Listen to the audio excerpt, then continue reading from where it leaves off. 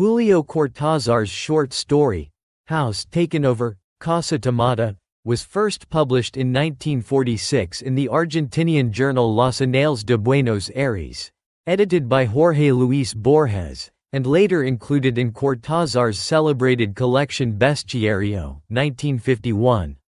A masterpiece of magical realism, psychological horror, and political allegory, the story centers on a brother and sister living in a large ancestral home that is gradually and inexplicably taken over by mysterious, unseen entities. At first glance, the story seems deceptively simple, a quietly eerie tale of domestic life interrupted by unseen forces. However, beneath its surface, House Taken Over can be read through multiple interpretive lenses. As a symbolic critique of class privilege, an allegory for political upheaval, a study of psychological repression, and an example of existential dread in modernist literature. Cortázar's restrained prose, ambiguous narrative, and haunting imagery elevate this tale into a parable of fear, loss, and isolation, one that continues to resonate with readers across cultural and historical contexts. The setting and characters. The story is narrated in the first person by an unnamed man who lives with his sister Irene in a sprawling, inherited family mansion in Buenos Aires. The house is old but well maintained, filled with heirlooms, books, and the quiet rhythms of a secluded life. The narrator and Irene, both unmarried and middle-aged, live in a comfortable routine. The brother spends time reading French literature, while Irene spends her days knitting and unraveling her work, only to begin again, a symbol of stagnation and repetition. They lead a quiet, reclusive existence, having distanced themselves from friends and society. The outside world barely touches them. Their lives are centered entirely within the boundaries of the house. The invasion begins. One day, without any warning or explanation, they hear strange noises from the back part of the house, the other side, and realize it has been taken over. The narrator describes the intrusion in vague, understated terms. I had to shut the door to the passageway. They've taken over the back part. There is no indication of who they are, what they look like, or how they got in. The narrator and Irene simply retreat, abandon that portion of the house, and resume their lives in the front part without question or resistance. Their lives become more limited, and their routines more constrained, but they adjust quietly. Gradual encroachment and final flight. Over time, the sense of menace grows. The sounds, the subtle creaks, murmurs, and intangible presences, move closer. One day, while getting ready for dinner, the narrator hears the unmistakable signs of them taking over the rest of the house. Without looking or confronting the entities, he calmly tells Irene they must leave. They exit the house with only the clothes they're wearing, lock the front door from the outside, and throw the key into the sewer. The story ends with this image of complete and final abandonment. It wouldn't do to have someone open the door at night and run into them. The siblings walk away, leaving their home, and their former life, behind, with no confrontation, explanation, or resolution. Character analysis. The narrator. The unnamed male narrator is a passive, introspective figure. He represents habitual comfort, isolation, and avoidance. His attachment to the house suggests a deep connection to family legacy and tradition, but he lacks the will or courage to defend it. He accepts each intrusion without question.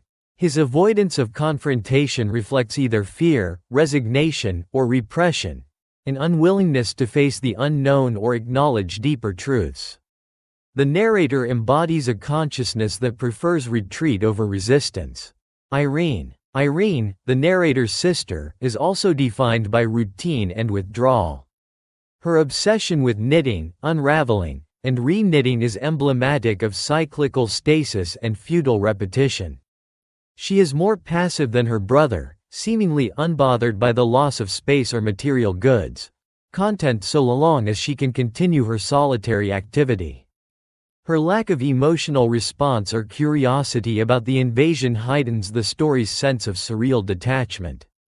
Like her brother, Irene symbolizes a repressed psyche or a complicit bourgeoisie, depending on the interpretive lens.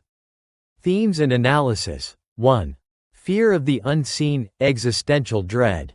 The most obvious thematic layer is the fear of the unknown. The invaders are never described, and the narrator never attempts to confront or understand them. This introduces a Kafkaesque element of existential horror, the realization that something is wrong, incomprehensible, and irresistible. Cortázar uses negative space and silence to create a profound unease. The absence of explanation becomes more terrifying than explicit violence.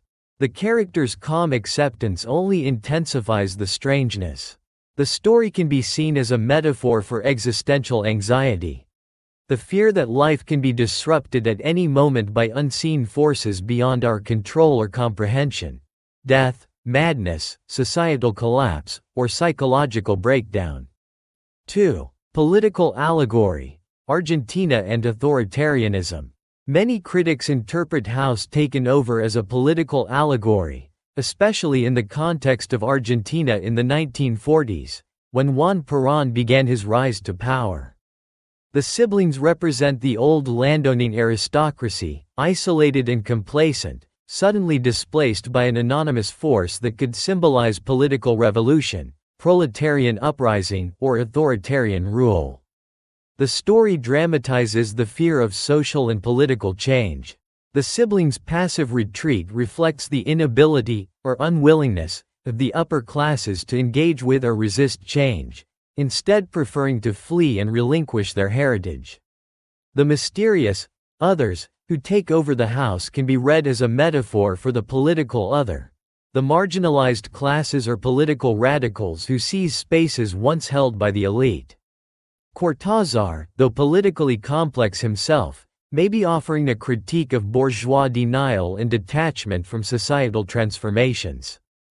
3. Psychological repression. Another powerful reading of the story is psychological. The house represents the mind or self, and the progressive invasion of them reflects repressed memories, desires, or traumas surfacing into consciousness. The story dramatizes how people compartmentalize their minds, sealing off painful or threatening parts of the self and carrying on as if nothing is wrong. The character's refusal to examine or fight the invaders mirrors psychological avoidance or dissociation. Irene's compulsive knitting, the narrator's obsessive reading, and their refusal to leave the house until they are forced out, all point to a psyche in denial. The final abandonment of the house suggests the collapse or retreat of the self in the face of overwhelming internal pressures. 4. Critique of class and decay of the bourgeoisie. The story can also be read as a social critique of the idle upper class. The siblings live in a large house they did not earn.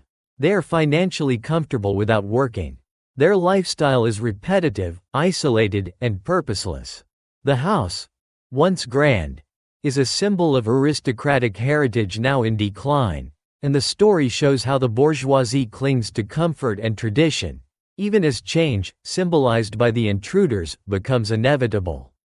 Their passive surrender mirrors a class resigned to its obsolescence. The final act of throwing away the key symbolizes a rejection of any attempt to reclaim the past. 5. Ambiguity and narrative unreliability. Cortázar plays with narrative ambiguity throughout. The narrator is unreliable. He provides no details about the invaders, offers no speculation, and seems curiously unemotional. His detachment creates a sense of dreamlike unreality, blurring the line between psychological disturbance and literal events. The story's power lies in its refusal to explain. Who are they? Ghosts? Intruders? Memories? Revolutionaries? Madness? Each possibility lingers without resolution, creating a narrative that resists closure and demands interpretation. 6. The house as a symbol. The house is a central metaphor. It is a physical structure of comfort, wealth, and security. A mental space, compartmentalized and fragile. A symbol of tradition and heritage, passed down through generations. A socio-political space representing the old order. As the characters lose access to parts of the house, the loss is both literal and metaphorical. They are losing access to memory, autonomy, privilege, and identity. The final abandonment marks the end of an era or identity. 7. Style and language. Cortázar's prose is restrained, subtle, and suggestive. His use of first-person narration intensifies the intimacy and subjectivity of the tale.